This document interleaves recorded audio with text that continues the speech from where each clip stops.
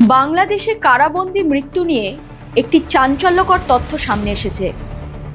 প্রতি বছর বাংলাদেশ সরকার কারাবন্দী মৃত্যুর একটি পরিসংখ্যান প্রকাশ করে।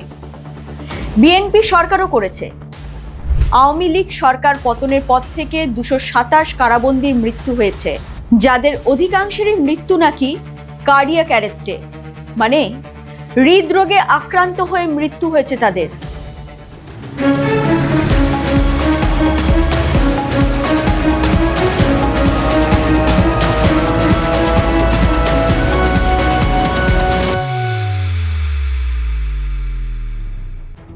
বছর দেড়েক আগের ঘটনা। সেবার বগুড়া কারাগারে থাকা 5 আওয়ামী লীগ নেতার মৃত্যু বেশ আলোচিত হয়েছিল।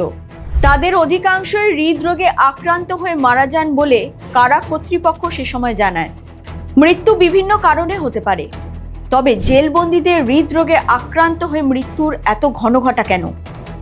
কেন জেলবন্দীদের মৃত্যুর সংখ্যা আচমকা বেড়ে গেল?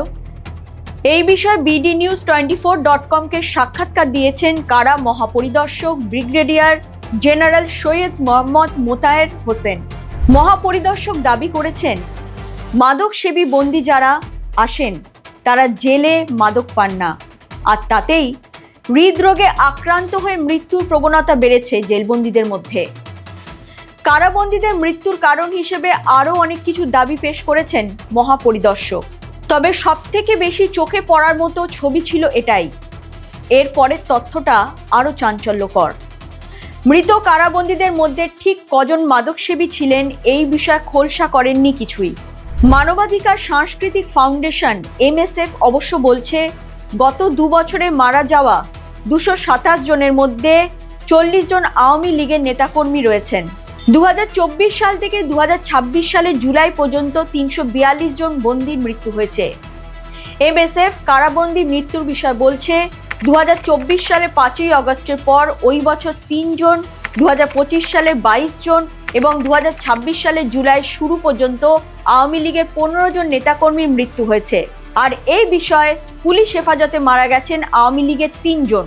কারা কর্তৃপক্ষ থেকে পাওয়া তথ্যের ভিত্তিতে জানা যায়, 2024 সালে 189 জন কারাবন্দী, 2025 সালে 136 জন এবং 2026 সালে জুলাই পর্যন্ত 17 জন বন্দীর মৃত্যু ঘটেছে। 2024 সালের আগের বছর এ সংখ্যা ছিল 232 জন। কারাগারে বন্দী মৃত্যুর এত ঘন ঘটা কেন? গত সপ্তাহে কারাগারে বন্দী রাজধানী মোহাম্মদপুরের মনির নামে এক যুবলীগ নেতা মৃত্যুর পেছনে মানসিক নির্যাতনের অভিযোগ তোলেন আওয়ামী লীগের নেতাকর্মীরা। মনিরের বিরুদ্ধে প্রচুর মামলা দেওয়া হয়। একটি মামলায় জামিন পেলেও আরেকটি মামলায় তাকে গ্রেফতার দেখিয়ে কারাগারে রাখা হয়। প্রায় 17 মাস ধরে তিনি এইভাবে কারাগারে ছিলেন এবং মানসিক অস্থিরতায় ভুগছিলেন। হাতে না মেরে মনিরকে মৃত্যুর মুখে ঠেলে দেওয়া হয় বলে দাবি। 14 জানুয়ারি 2025-এর আরেকটি ঘটনার কথা বলি। 14 জানুয়ারি ভোর 4টে রংপুর মেডিকেল কলেজ হাসপাতালে চিকিৎসাধীন অবস্থায় মৃত্যুবরণ করেন নীলফামারী জেলা কারাগারে থাকা যুবলীগ নেতা মমিনুর ইসলাম। মমিনুরের পরিবারের দাবি, মমিনুরের অ্যাজমা ছিল না। কারাগারে মমিনুরকে ঠান্ডা মেঝেতে কম্বল ছাড়া শুতে বাধ্য করা হয়েছিল। কারা কর্তৃপক্ষের কাছে বারবার কম্বল চেয়েও পাননি মনির। কারাগারে এভাবে পরিকল্পিতভাবে আওয়ামী লীগ নেতাদের রাখা হচ্ছে বলে জানিয়েছেন পরিবারের সদস্যরা। 11 নভেম্বর থেকে 9 ডিসেম্বরের মধ্যে মাত্র 21 দিনের ব্যবধানে বগুড়া কারাগারে 4 জন আওয়ামী লীগ নেতা হৃদরোগে আক্রান্ত হয়ে মারা গেছেন। আমরা একবার সেই তালিকাটি দেখে নেব। 26শে নভেম্বর শাহাদাত আলম, বয়স 57, বগুড়া জেলা আওয়ামী লীগের সাংগঠনিক সম্পাদক ছিলেন। 25শে নভেম্বর আব্দুল লতিফ, শিবগঞ্জ উপজেলা আওয়ামী লীগের কোষাধ্যক্ষ ছিলেন। 11 নভেম্বর শহীদুল ইসলাম, বয়স 58, বগুড়া পৌরসভার 15 নম্বর ওয়ার্ড আওয়ামী লীগের সাধারণ সম্পাদক ছিলেন। 9 ডিসেম্বর আব্দুল মতিন ওরফে মিঠু, বয়স 65, গাবতলী উপজেলা আওয়ামী লীগের সদস্য ছিলেন। কারাবন্দীর মৃত্যুর প্রতিটা ক্ষেত্রে হৃদরোগ উল্লেখ করা হয়েছে। এই মৃত্যুগুলি অসুস্থতাজনিত নাকি পরিকল্পিত হত্যাকাণ্ড, সেটা নিয়ে প্রশ্ন রয়েছে।